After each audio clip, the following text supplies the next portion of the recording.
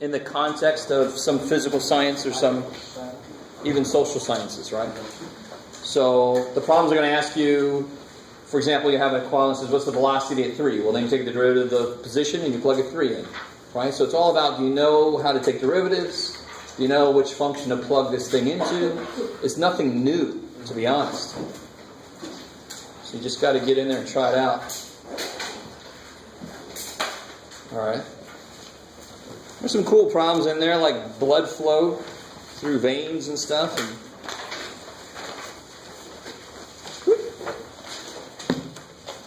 all right. So any questions from homework? Are we good there? Because I want to focus today on section 3.9. We skipped 3.8 for some reason. I'm not sure why, to be honest, but I'm okay with that. Do you have to know it for the future? Yeah. No. That would be so mean. No, you don't. You don't have to know 3.8. Yeah.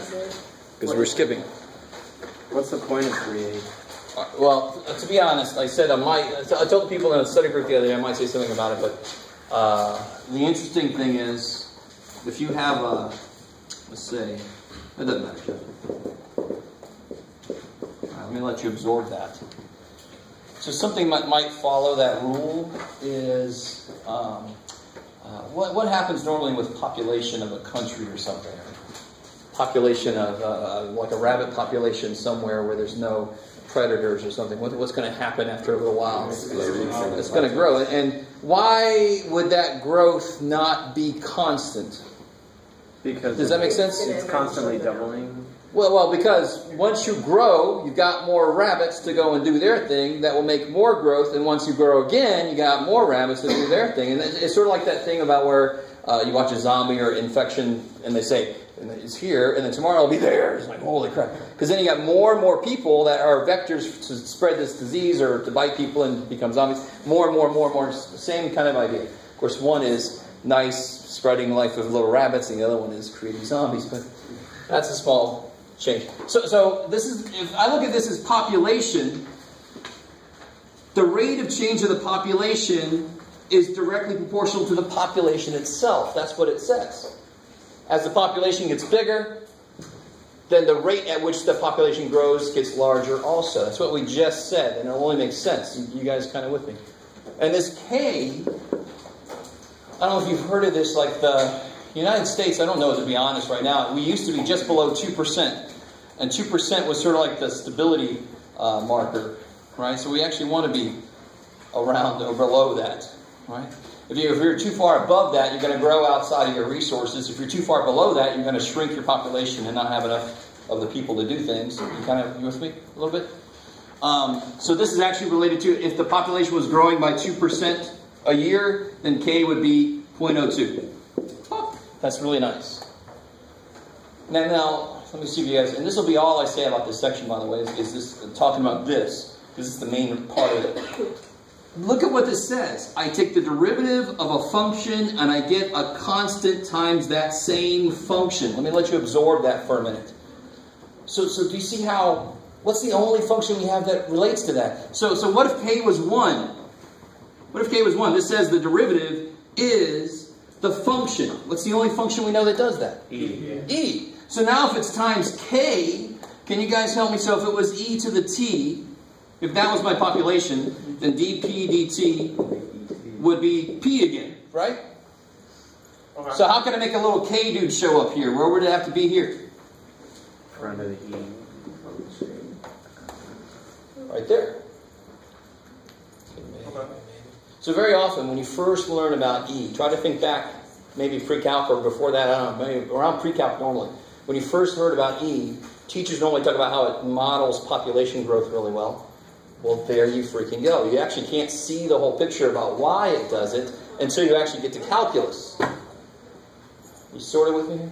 You could use other bases, but then they would introduce these little weird natural log crap that would mess up with this constant. You see, so it's only E that wouldn't have that extra little ln piece show up. Okay.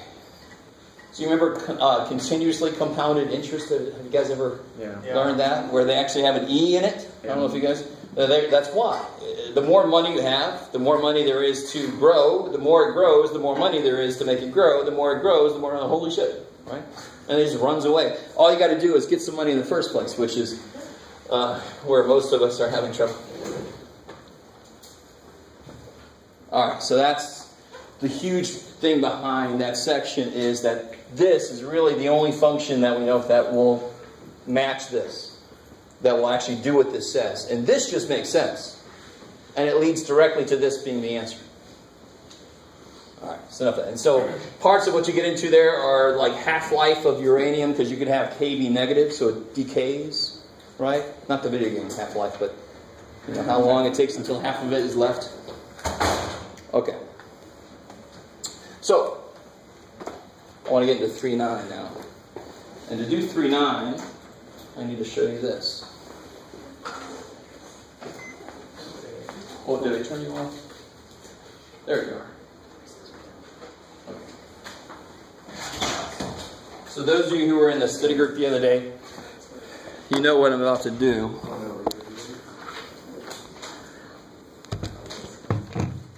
But I don't know if you know that this exists online.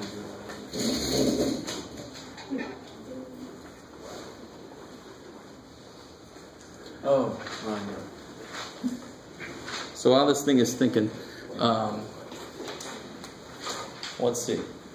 I want it to show up. Come on, you can do it. No, not that.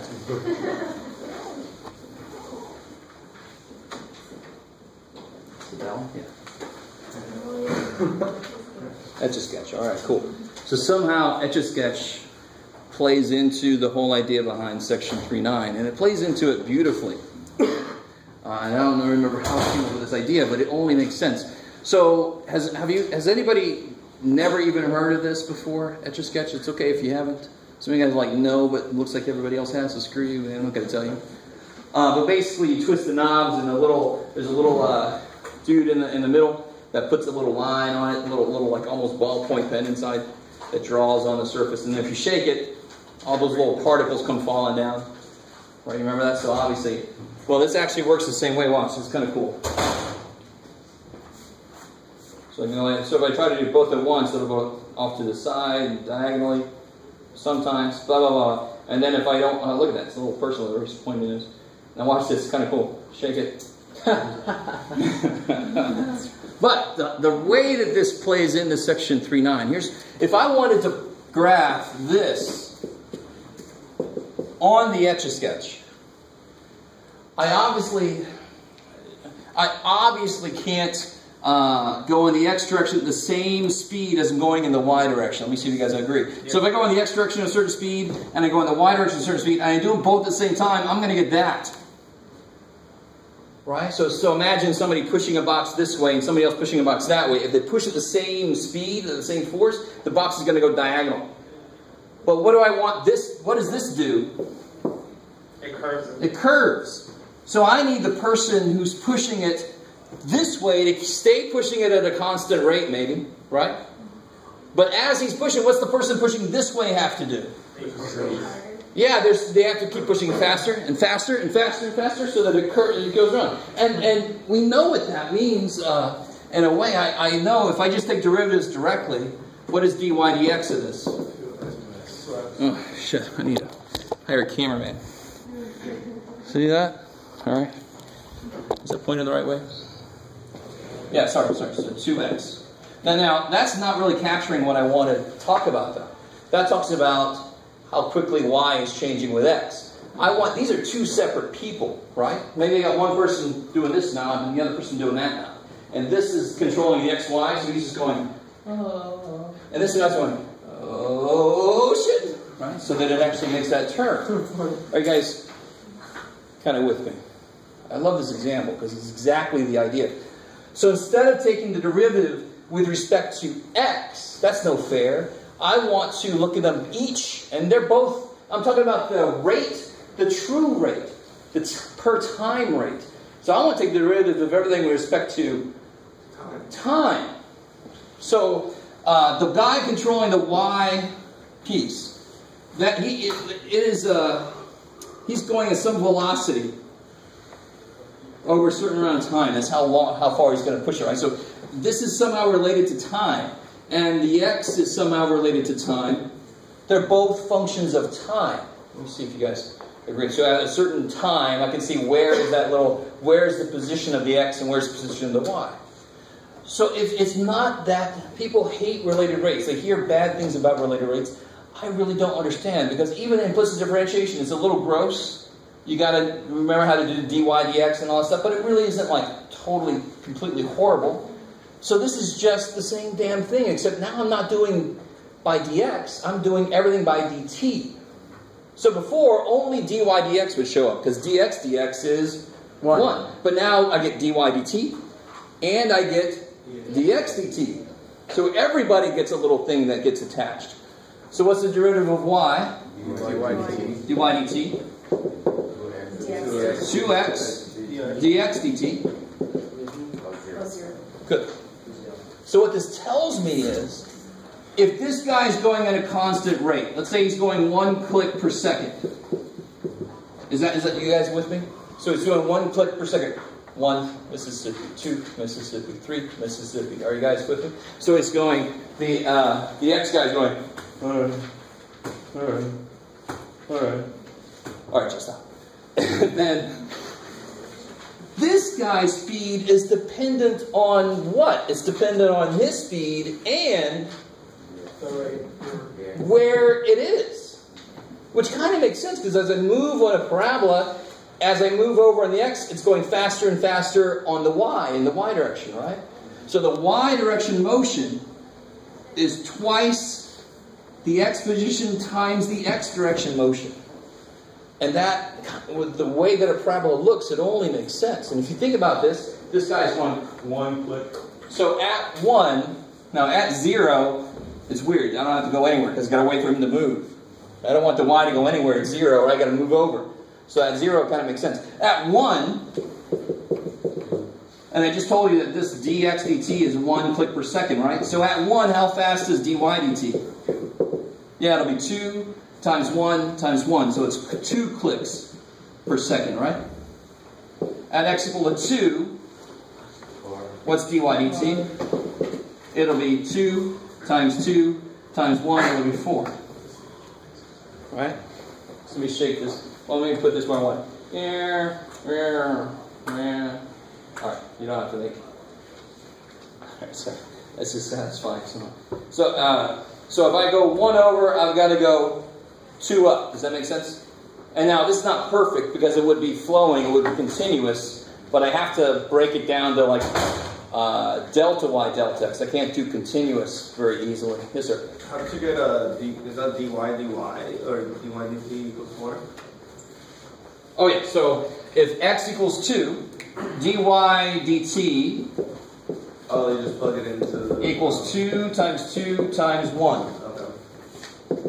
We don't want this guy to speed up, because we're like, dude, no, it's hard to Ferretti. Alright, so let me start over here. Sure. Go away. Alright, so if I go over 1, I've got to go up 2.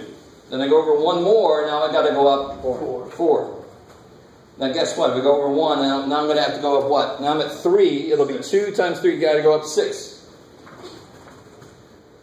Over 1, up 8. That's crazy. And so forth. Now I keep doing that, I get the shape of a parabola. At least that side of the parabola. You with me? And then I can have them go back to 0 and then start turning the dials the other way, and it would be exactly the same idea. It would just be turning the dial the other way. So the negative would just relate to turning the dial the other way. Are you guys with me? Okay, maybe. So what does that have to do with it? With what? So if I do draw, now that's a very tiny little thing, but I won't. So let me do this again. So let's make dx dt, if I make dx dt 3, you change this to 3, make it a little easier to see. Then what would x equal to 1, this would be 2 times 1 times 3 would be 6. X equal to 2 would be 2 times 3, 12. So then it would be, at 1, I would go up 6. At 2, I would go up 12. At 3, I would go up 18. Anyway, so if I do that enough, it would sort of approximate the side of a parabola. Does that sort of make sense? So are you just trying to show us that we can have individual rates? Yes, exactly. And I'm trying to show you that these rates are easier to understand. To me, it's easier with the next Etch-a-Sketch, because I am talking about how fast I'm moving in the X direction, while at the same time how fast I'm moving in the Y direction. And they are separate in a sense, because I can, whatever make this equal to, I can change this guy's rate, and this guy's rate is going to change correspondingly. Or I can change this guy's rate and figure out what this guy's rate has to be to make this equation still true.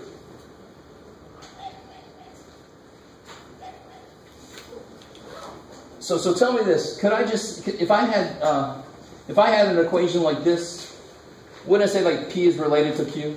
Is that cool? P is related to Q. In fact, in this case, it's exactly equal to Q. So there's a relationship between P and Q. So what am I relating here? What is that?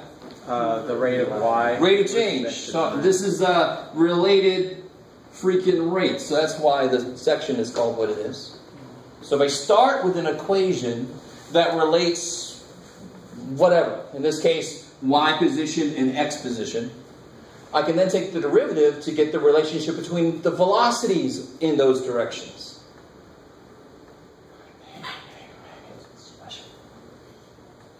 Okay, all right, that's exciting.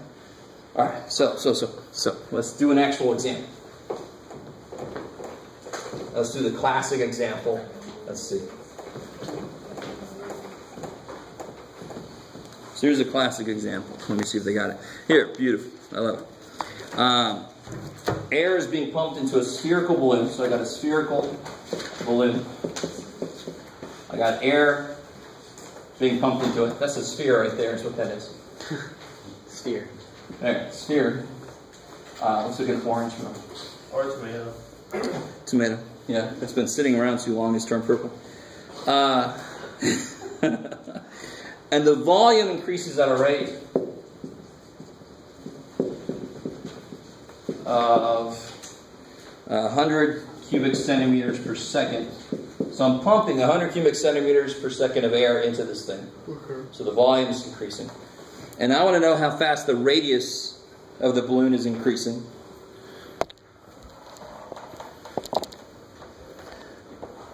Okay.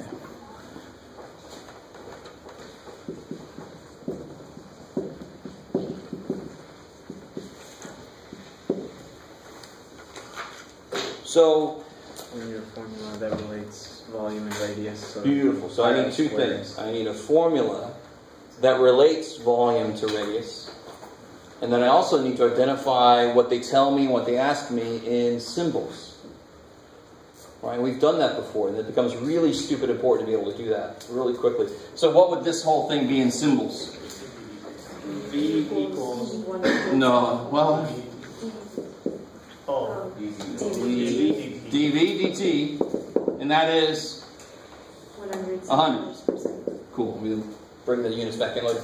And then they're asking me, then what are they asking me? The RDT. The RDT, they're saying, what the hell's that? Well, that's, and who remembers, or who has looked up the volume of a sphere? Is it 4/3 pi r cubed? I love it. 4/3 pi r cubed. Real quick side note, what's the derivative of this with respect to the radius? It's 4 pi r squared. Which is the surface area of a spherical object. Anyway, all right. The derivative of volume is surface area. Interesting. We'll have to see later if it actually holds for everything, but it sounds like it should, right? Yeah. Maybe. But that's not what we're doing here now, right? We need to get these to show up, and of course that means I want to take the derivative with respect to time. So if I do that, dV dt, 4 pi r squared. 4 pi r squared, dr dt. So that's the only new thing related to implicit differentiation. And I know that people don't love implicit, but I'm hoping to God you guys are decent with it. You might have some little issues, but the idea of it's not that difficult. Yes, sir? Are we technically always doing related rates, but because it's dx over dx, then It's 1, Just makes it- so it's constant, so we don't have Oh, to- yes, exactly. So when we do when we do it by, with Like, respect why to is that x, one? with respect to x, any x variable is just any x is going to go away because dx is 1. So here I'm doing d by dt, but there's no explicit t's. This is still an implicit differentiation. It's just that more things are hiding their natures. I don't know how the volume changes with respect to time. I don't know how the radius changes with respect to time. But I can write a relationship between the two. Well, but you do know. Now I do. I mean, but in general I don't. I don't have v equals a function of t. Okay. I do know a specific rate now, but I don't have a function. But I can still write a function that relates those rates. So you said 100 equals to... So what are we missing here? Can anybody see? We know this. I can plug that in. We're trying to figure out what this is, so we're just missing the radius. So what does that mean? And this is sort of like what we were saying before with the Etch-a-Sketch. The rate at which the volume is changing doesn't just affect the rate at which the radius is changing, but it also depends on how big the radius actually is currently. Does that make sense? Mm-hmm. Okay, good. I like it. So thankfully in this problem they tell us when the diameter is 50. So radius is 25. So the radius is 25. Exactly. Don't let them be...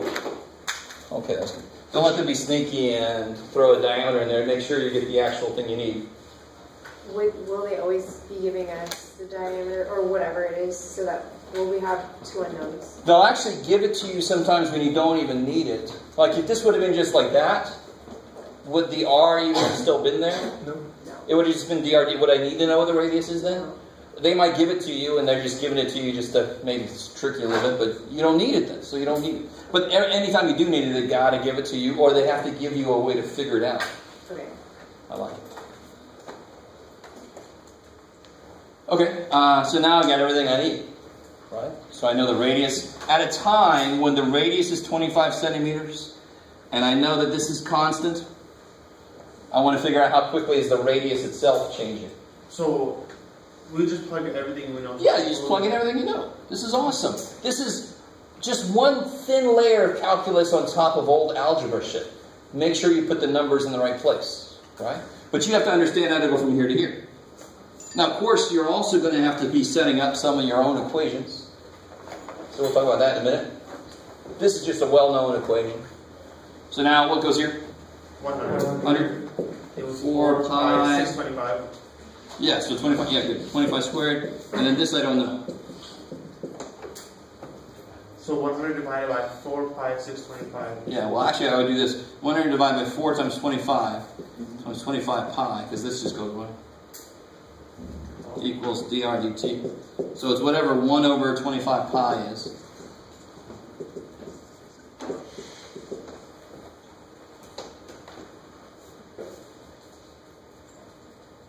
.1256. So the answer is every second increases by that much. Yeah, at a time. Now, remember that the minute the radius changes a little bit, this is going to be different, right?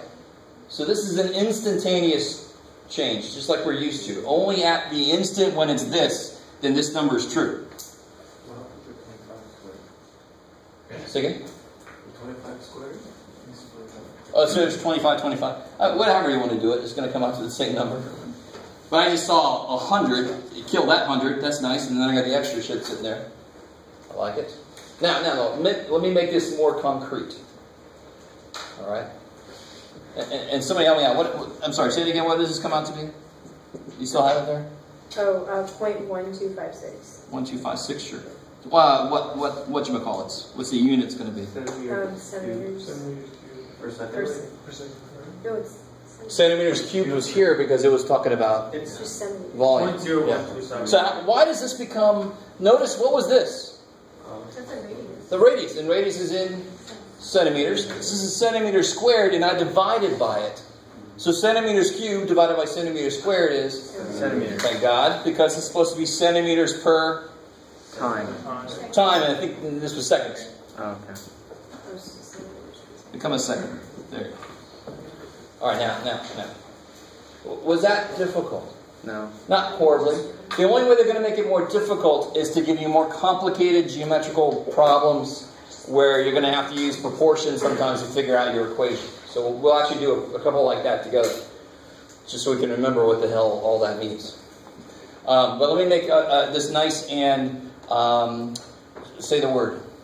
Concrete, there it is, sir. So if the radius is 25 centimeters, right? Somebody help me out. What is the volume exactly?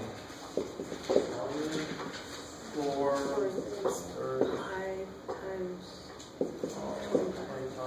Cubed, right? times So help me out. 15,625 15,625? times 4/3 pi. Oh, come on.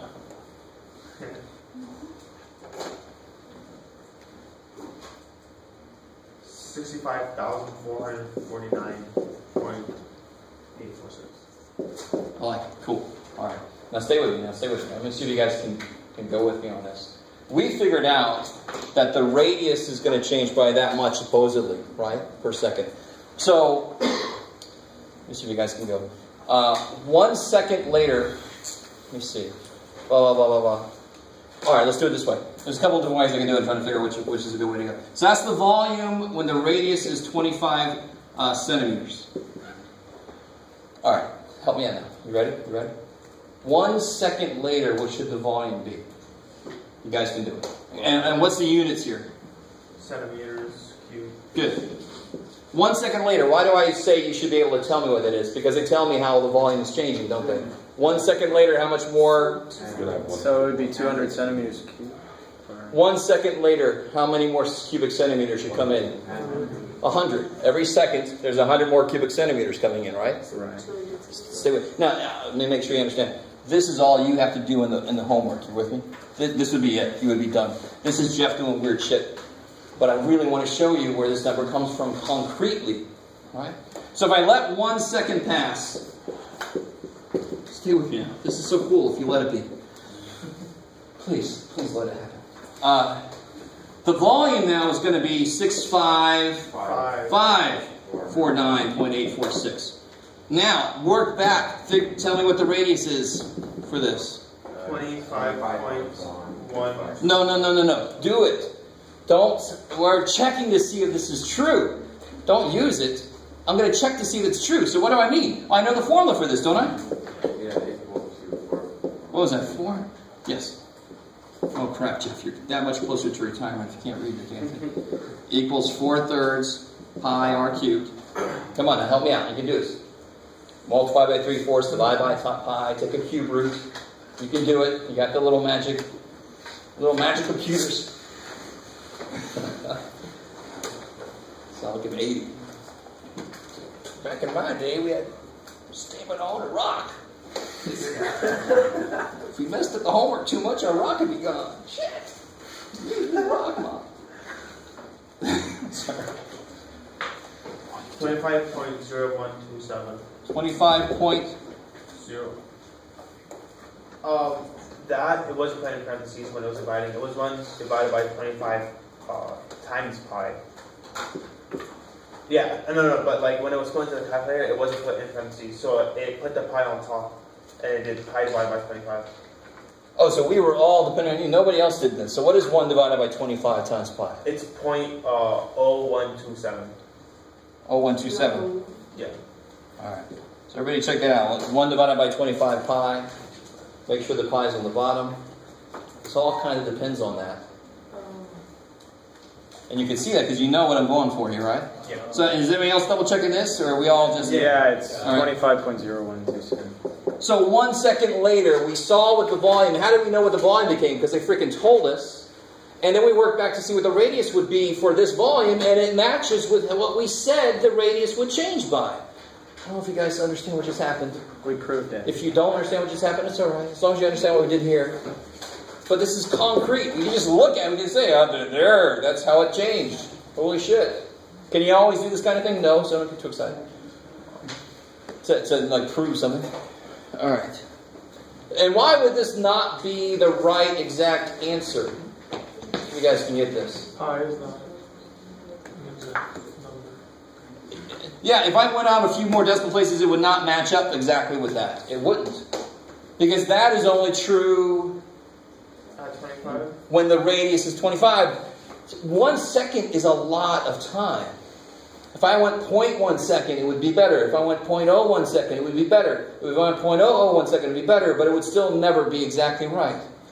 Because that's instantaneous. But this is good enough to say, oh yeah, it looks good. I mean, that's, holy shit, yeah, that's good. Alright, again, I don't know if you guys are with me. The minute, not even the minute, the nano femto picosecond that you let any amount of little itsy bitsy time go by, this is no longer true. It's a little bit different. Because it depends on what that is, and it's constantly changing. Alright. So let's do another one, and I won't do this weirdness so you guys can really see what's entailed in a problem. Jeez. I hate that clock. The clock is my nemesis. Stupid clock. Alright. I'll tell you what. Let's do this together. We're going to do these. This is my plan. I was going to do these together with you and then sick you on some of the homework, but we'll just have to sick you on some of the homework next time. But we're going to do this right now.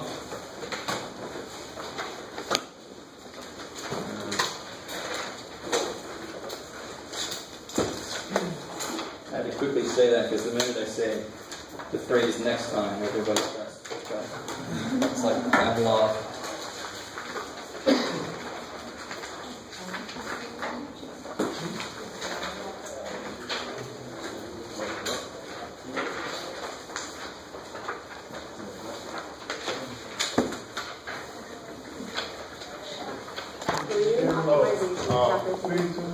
Say again? No, it's all in here. It's going to get there eventually. I'm saving you guys from walking around. Alright, let's see if I can at least do that first one. Oh, it's the side. Okay.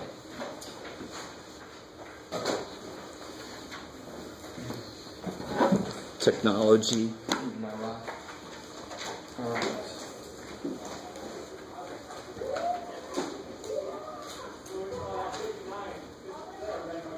The hell's happening? Jeff, hello.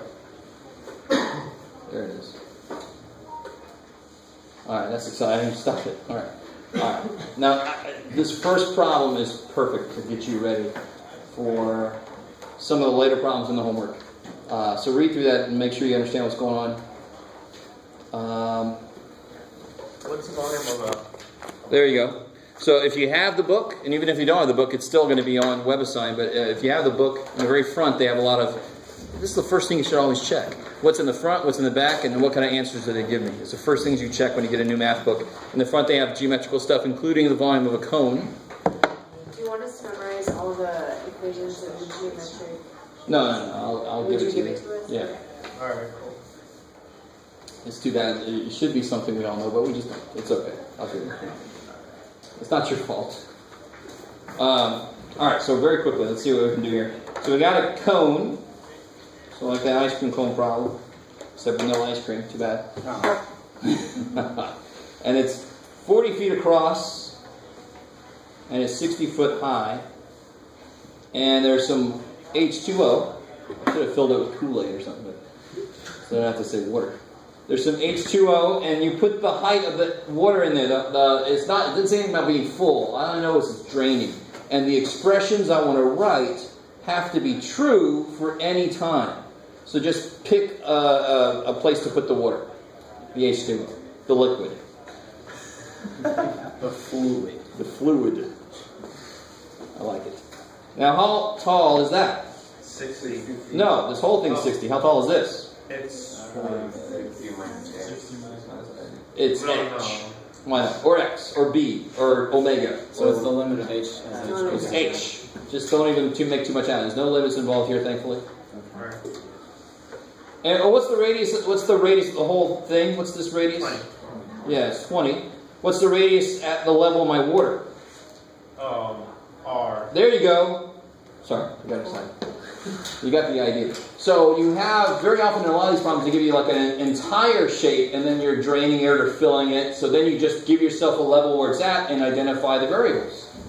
Now, what's the volume of a cone? Has anybody looked that up yet? It's 1/3 pi r squared times h. Good. Because a cone, very quickly, a cylinder looks like that. And a cylinder would be, what's the area of the base? Pi r squared. How many of those do I have? Times h. And if I do a cone, cut the cone out, I actually leave 2/3 of it in there, so I cut out 1/3 of it. So it's 1/3 the volume of a cylinder. That's where the freaking cone equation comes from. Any pyramid. Sorry, I can't stop now. Any pyramid, oh my god. This is kind of neat when you see it. Any pyramid, if I do it to a point at the top, any pyramid will be 1/3 the volume of the thing you cut it out of. That's kind of cool. Anyway, sorry. So, that's the expression for the volume of the water in terms of the radius and the height. But look what I asked for. I don't want the expression for in terms of its radius alone. Don't we have to find out what dr dh is? No, there's nothing about rates yet, is there? It says nothing about the rate of anything yet. So you're just solving from R. Find the relationship between what? Between the radius and the volume of water. Radius and the Volume. height. Because I want to replace the height with something dealing with the radius so that I won't have any height variable left. Let me let you absorb that. Because this is going to happen to you. They're going to ask you to write the expression in terms of x. And you're like, well, it's got x and y in it. Well, then get y in terms of x and replace it. This is old algebra shit, but it's in context of this weird-ass problem we're not used to yet. So what the hell, and I kind of gave this away earlier if you're listening, what? R/H. What kind of triangles do I have there? I have a smaller triangle and so I have a bigger triangle. Those are similar triangles. Which means the height of the big one to the height of the small one is equal to the radius of the big one to the radius of the small one. Right? Now, I just used radius for triangle, but you know what I mean. We're talking about the cones now. Right? So it will be 2/3?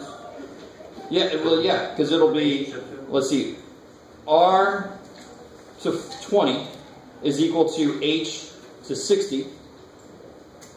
So what do I solve for?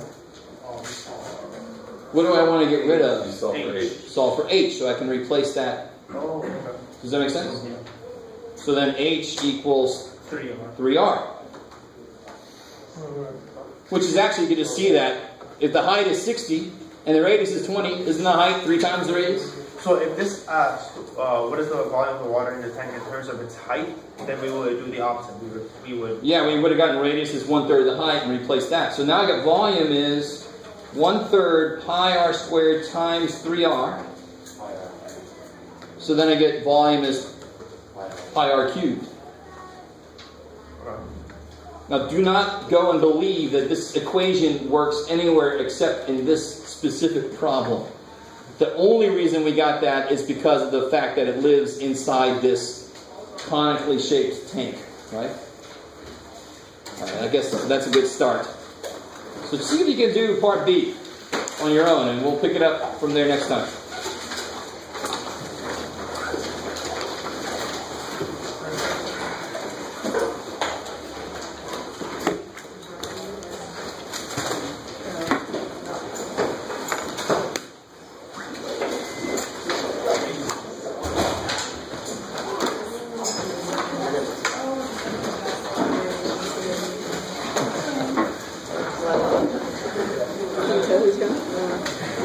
Oh, I forget their names, man. Who is it?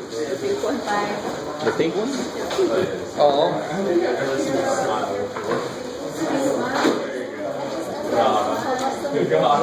The homework of the chips. What about? Oh yeah, I'm slowly catching up. And normally I grade the people that had a lower score on the test first, and then I work through. Yeah. You happen to still have my first test? Oh, maybe. Let's see.